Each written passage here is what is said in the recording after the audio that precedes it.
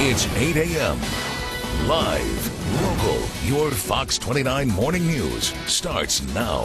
8:12 now on a Wednesday morning, and you probably know interest rates are at an all-time low. Sounds like good news, but that may not be the case for everyone. If you're thinking about refinancing your home, it can be a bit stressful.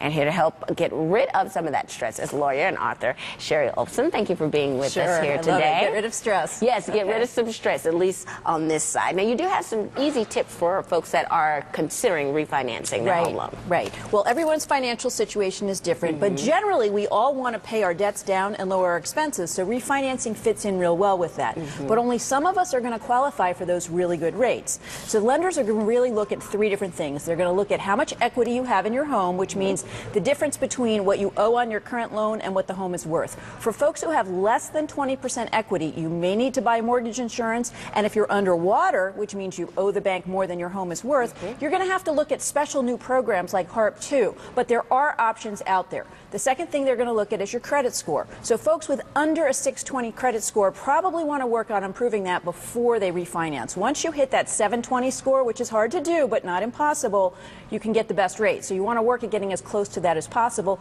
And last, they're going to look at your employment and your income. You want to keep your monthly housing expenses at around 30% of your monthly income.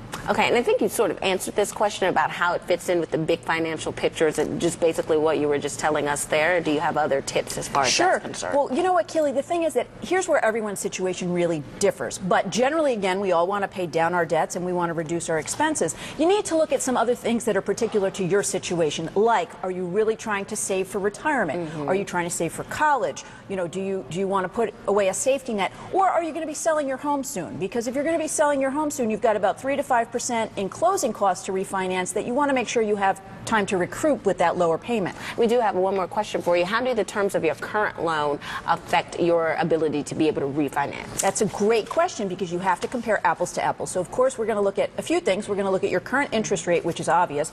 But the second thing you want to look at is how many years do you have left to pay off that loan? Because if you only have 6 or 7 years left, for example, even if you get a lower rate, if you're now turning that into a 15 or 20 or 30-year loan again, even with that lower rate, you're going to end up paying more interest at the end of the day. So it may not make sense to pay off. You also want to look at if you have one of those loans with a prepayment penalty, there's going to be an added expense there. Or if you have a second mortgage or a line of credit, you're going to have to deal with that. One other option we're seeing folks do a lot is what we call now a cash-in refinance, where if you have money and it makes sense, you can bring some money to the closing table, lower your, raise your equity in your home, and get a better payment there. But here's the good news.